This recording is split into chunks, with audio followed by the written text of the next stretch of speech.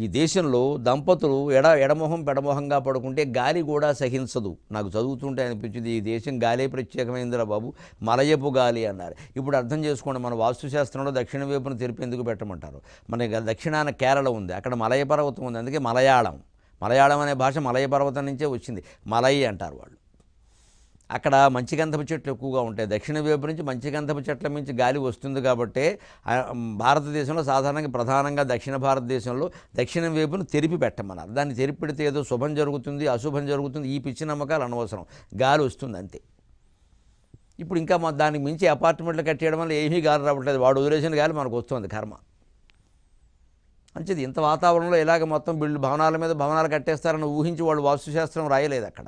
కేవలం సౌకర్యాల కోసం అప్పటి భారతదేశ నిర్మాణాన్ని బట్టి వాళ్ళు చెప్పారు. అదంతా ఇప్పుడు వర్తిస్తుంది అనుకుంటే అంతకంటే అజ్ఞానం ఇంకోట్లేదు. ఇప్పుడు ఏది వర్తిస్తుందో ఏది వర్తిస్తుందో తెలుసుకోవాలి.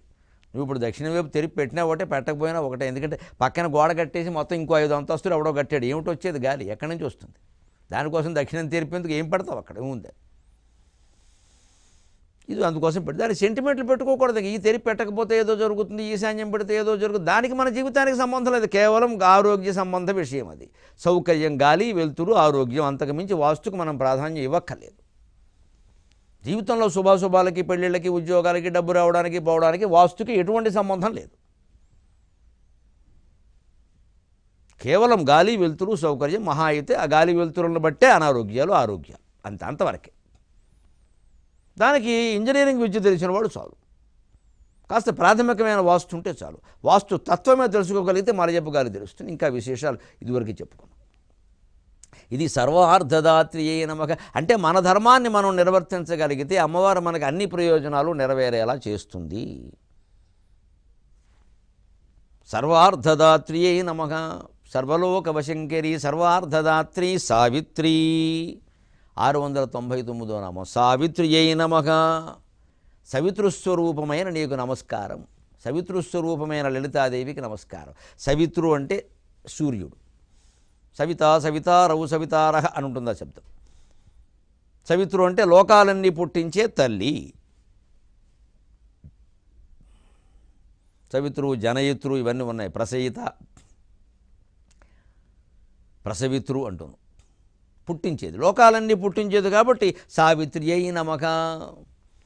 సూర్య సంబంధమైన కాంతి కాబట్టి సావిత్రియై నమః. ఇక్కడే లోకాలని పుట్టించడం, సాక్షిగా చూడడం, ఈ రెండు అమ్మవారు చేస్తుంది. భగవంతుడు లోకాలను పుట్టిస్తున్నాడు, సాక్షిగా చూస్తున్నాడు. పుట్టడానికి ఆయన కారణం అవుతున్నాడు, సాక్షిగా ఉండి చూస్తున్నాడు. మనం పిల్లలు పుట్టడానికి కారణమైనప్పటికీ సాక్షిగా ఉండి చూడలేకపోతున్నాం. ఒక వయస్సు వరకు కాస్త వాళ్ళకి నేర్పేదేదో నేర్పు, తర్వాత వాళ్ళ జీవితాన్ని సాక్షిగానే చూడాలి. ఇక ఊరికే వెంటపడకూడదు. ఇంకా చాలా విపరీతాలు జరిగిపోతాయి. వాళ్ళు సరిగ్గా మనం విపరీతంగా వాళ్ళ గురించి ఎక్కువ జాగ్రత్త తీసుకుంటే వాళ్ళు వ్యతిరేకంగానే తయారవుతారు, లేదు మందబుద్ధులుగానే తయారవుతారు. వాళ్ళ కాపురాలు పాడైపోతాయి. ముఖ్యంగా కనీసం వాళ్ళు చదువు అయిపోయిన తర్వాత, వాళ్ళు ఉద్యోగంలో చేరిన తర్వాత పట్టించుకోవడం మానేయాలి. పెళ్ళైన తర్వాత మరీ మానేయాలి. నీ సంగతి నువ్వు చూసుకోమని చెప్పాలి. వాళ్ళిద్దరినే పడమని చెప్పాలి. తప్పనిసరితే తప్ప కల్పించుకోకూడదు. ఏదో మనం వ్యాఖ్యానం చేసి ఏదో వారు వ్యాఖ్యానం చేస్తే దంపతుల కాపురాలు చెడిపోతాయి. నువ్వు చూసుకోమని చెప్పాలి. ఏదైనా మాట మాట్లాడితే కలపడానికే. ఆ మాట ఎప్పుడు అల్లుడిని అత్తగారు సమర్థించాలి, కోడల్ని అత్తగారు సమర్థించాలి. అప్పుడే ఆ కాపురాలు బాగుంటాయి. కొడుకును కాదు, కోడల్నే సమర్థించాలి వీలైనంత వరకు.